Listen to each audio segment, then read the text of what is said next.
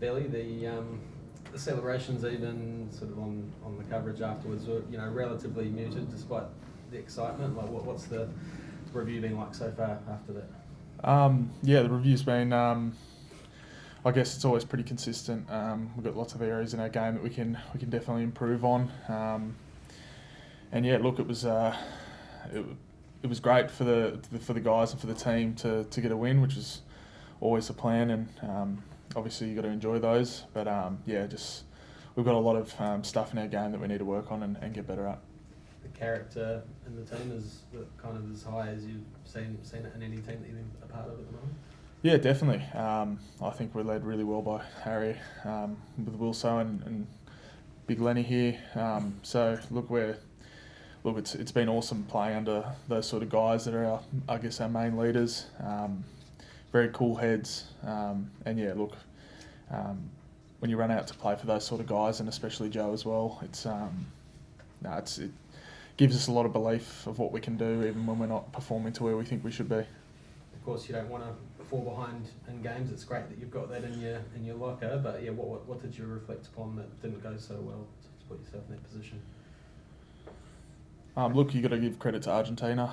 They were great starting that game, and look, they're a very dangerous team, as they've shown over the past 2 years. Really, they've really taken some big scalps, and they're one of the better teams in world rugby at the moment on their day. So look, there were a lot of positives in that game, but as I said before, we've got areas that we need to get better at, and part of that is the first half and also in the second half when we let some opportunity slip.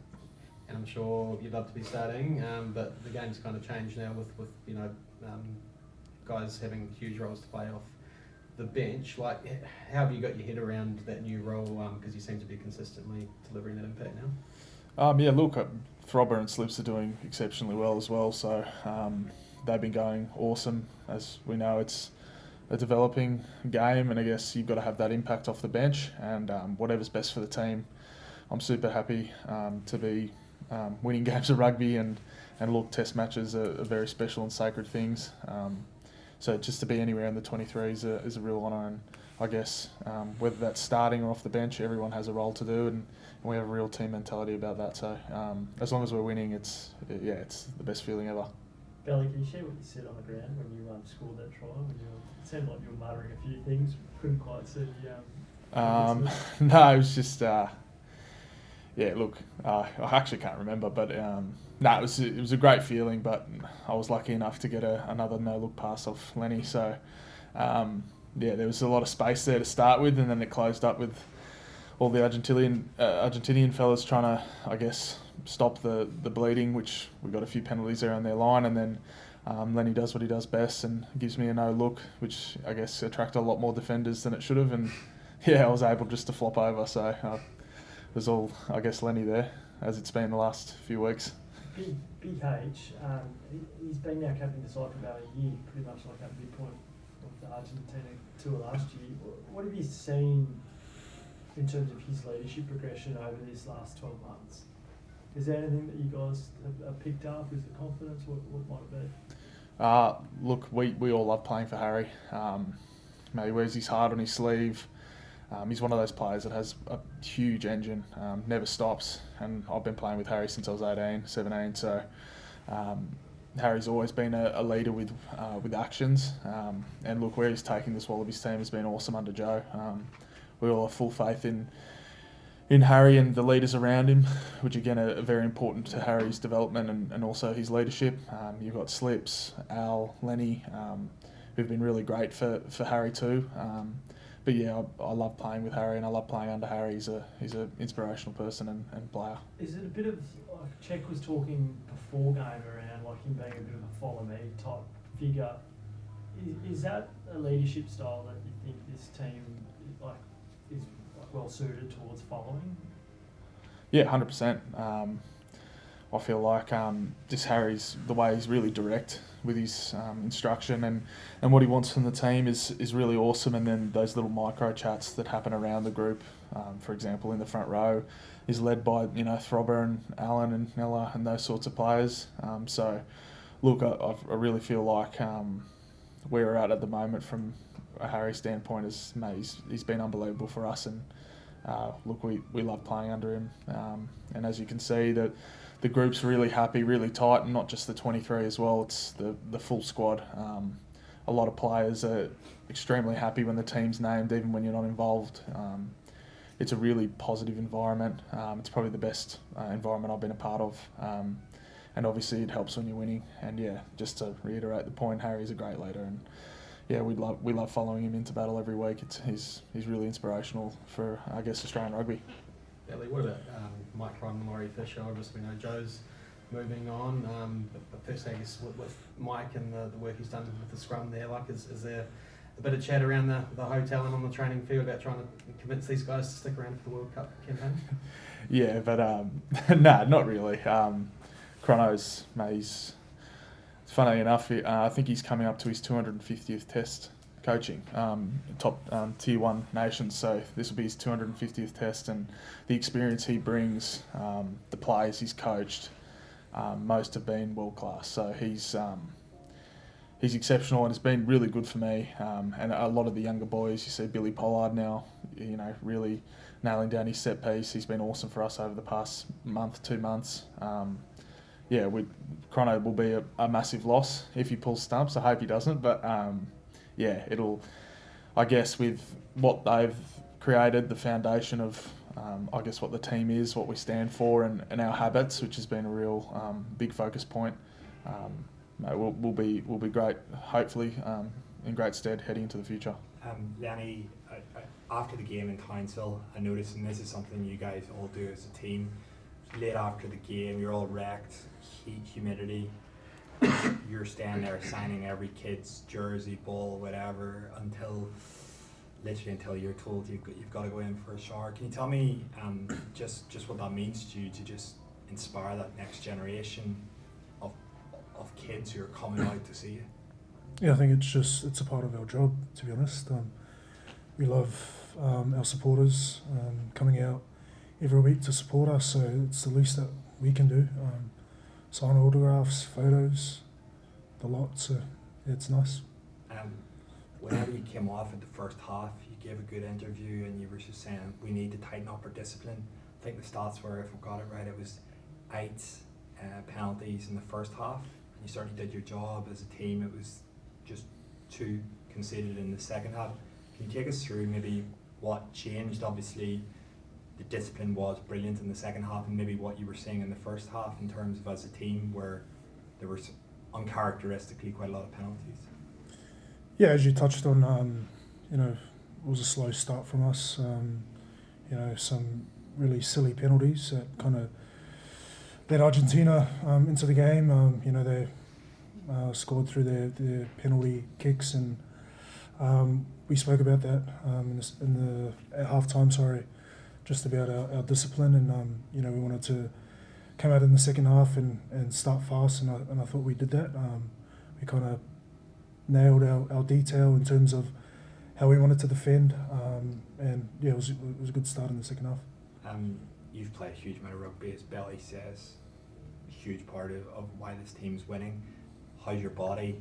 And can you just take us, like, I'm sure you don't want to take a rest because you're just enjoying it so much, but how is the body going? Body's good. It's good. I think what's important for me is just the recovery side. We nail our recovery throughout the week. We get what needs to be done, and leading into Saturday, I think that's the easy part. It's just the Tuesday, the Thursdays, and then making sure that recovery is on point, and then we go from there. Joseph-aukuso, he spoke to us yesterday just about how that centre partnership has really developed, how much he enjoys playing with you and the work that you've done with him. He obviously scored 2 tries, and a huge amount of that goes down to you. Can you just tell me the work you guys do off the field, and also the understanding that's building on it, and how much you enjoy having that centre partnership? Yeah, I don't want to keep talking about Joseph because I always say good things about him, but it's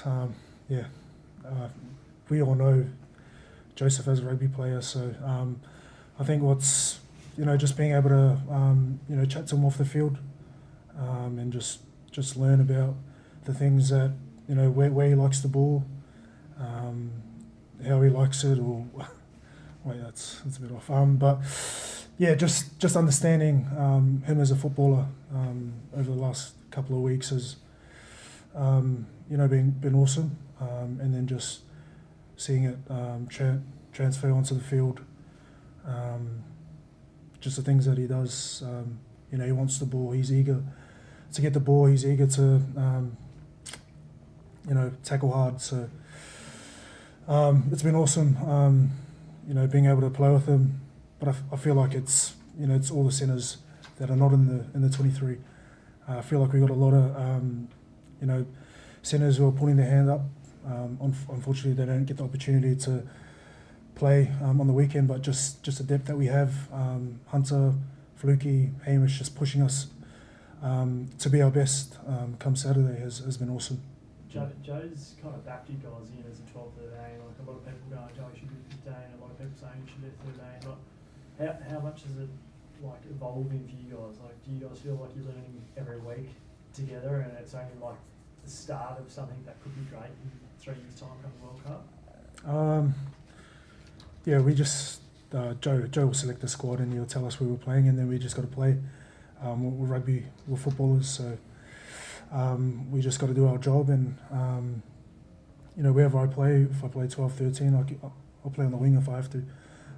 But I just want to be out there. And so is Joseph.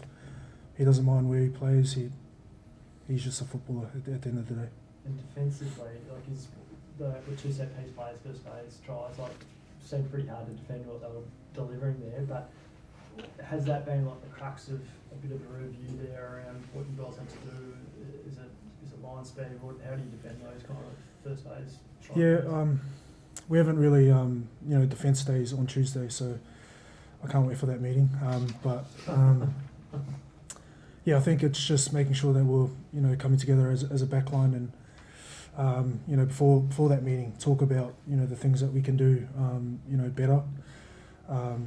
You know, there's things that us as a backline we obviously have to do to be better come Saturday. So yeah, we'll just have a look at that, and we'll go from there. There's been a huge amount of change at number 10. Obviously, it was Noah's job, and then it's been kind of rotating since then. Now, Tom's under a bit of a cloud, and JOC will be going back to England at some point. Like, how difficult is it to adapt to all that change, and does it change your role week to week if you're playing with a young kid or an older guy? Young kid. Young man. No, I don't think anything changes for us.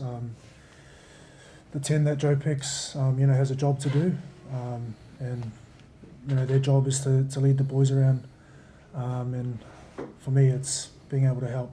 If it's Tommy or if it's Tane, then it's just being able to, you know, be that second point of, I guess, being that person to, you know, guide the younger boys around. And if it's James O'Connor, then I guess I just got to listen to him. With Tom, he's had quite a few knocks and setbacks now. He's a very brave young guy, I think quite quiet off the field. But yeah, how's he doing? I know he's been cleared of concussion now, which is great. So. I think he's been going well. Obviously, you know, he's still young, so being able to you see him grow over the last couple of years has been awesome.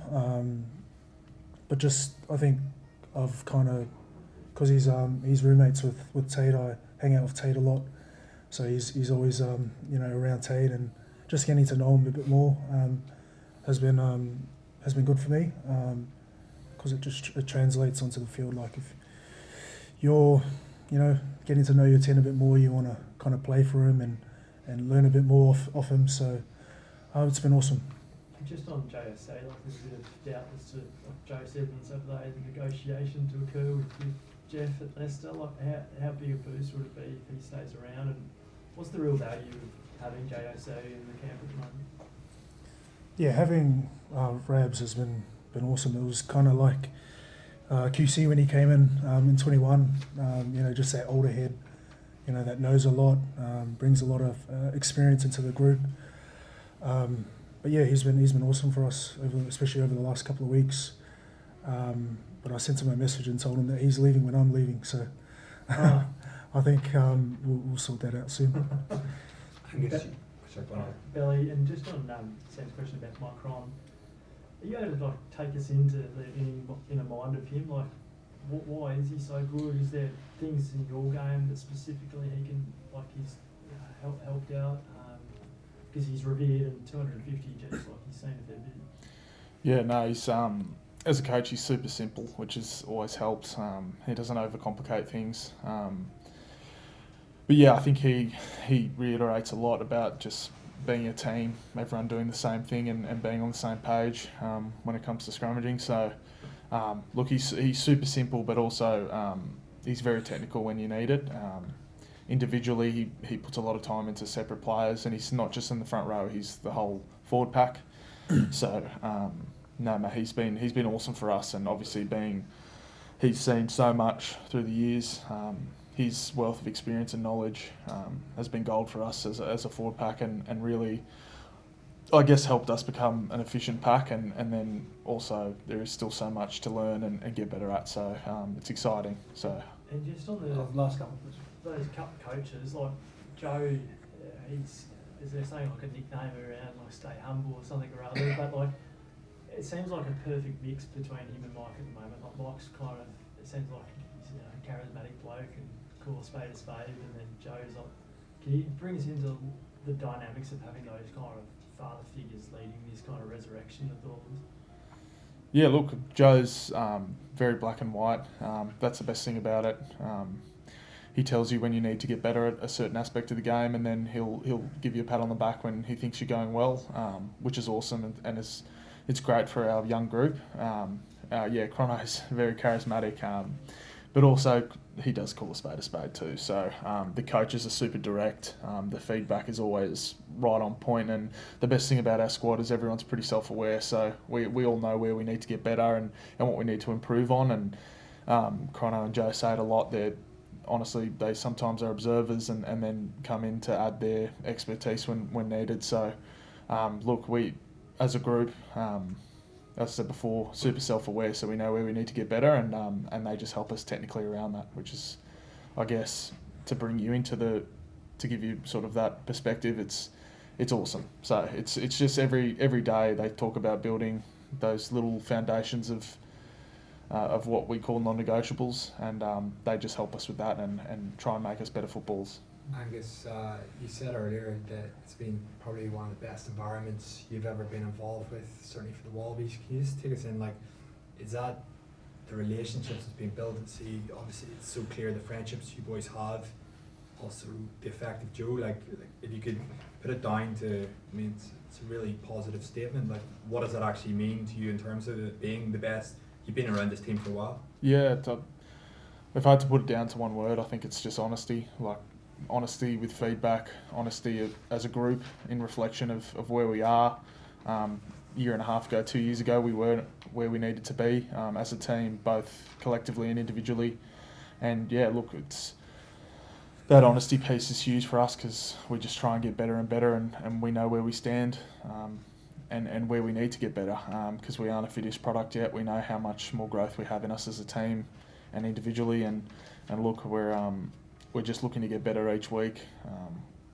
We know that a win against Argentina in Townsville is a good step towards where we need to go, and the result was great, but you got to look at the steps before that and where we needed to get better, where we went wrong, or where we needed to improve. So.